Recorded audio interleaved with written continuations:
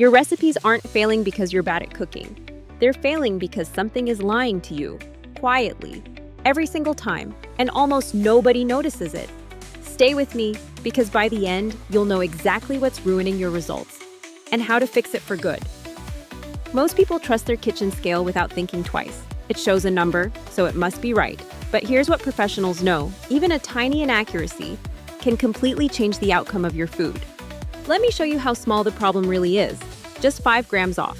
That's it. But that tiny difference can ruin bread hydration, mess up ratios, and waste expensive ingredients again and again. And you never suspect the scale. And this creates a loop most people get stuck in. Wrong weight leads to wrong ratios. Wrong ratios lead to failed results. Failed results waste money. Wasted money creates frustration. And that frustration makes you blame the recipe, not the tool. And it gets worse. Cheap scales slowly drift without you noticing. Batteries die right when you need them most. One small spill can permanently damage the sensor. And the biggest one, an inconsistent tare function, quietly stacking errors with every ingredient you add. Most people think price solves this problem. It doesn't. Cheap scales lose calibration fast.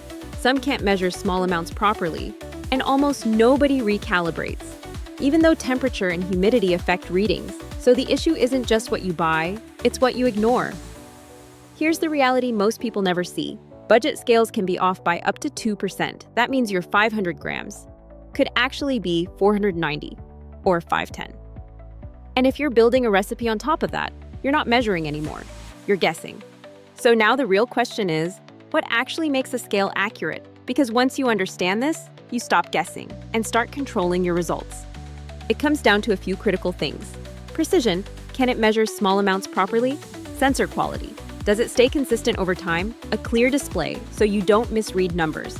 And small details most people overlook, like how long it stays on and how reliable that tare button really is. These are the things that separate accurate from average.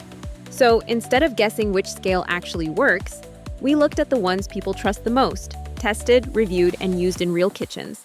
And a few stood out, not because they're expensive, but because they solve the exact problems we just talked about. One is known for its reliability and simplicity, used for years in everyday kitchens. Another fixes a problem most people don't expect: a display that stays visible, even with large bowls. And one more delivers high precision, at a price almost anyone can afford. Different options, same goal: accuracy you can trust. When your measurements are finally accurate, everything changes. Your recipes become consistent. You stop wasting ingredients, your coffee, your baking, everything just works. And the biggest shift, you stop doubting yourself. So if your results have been inconsistent, it wasn't your skill, it wasn't the recipe, it was the one tool you trusted the most. Now, you know exactly how to fix it. Measure right, and everything else falls into place.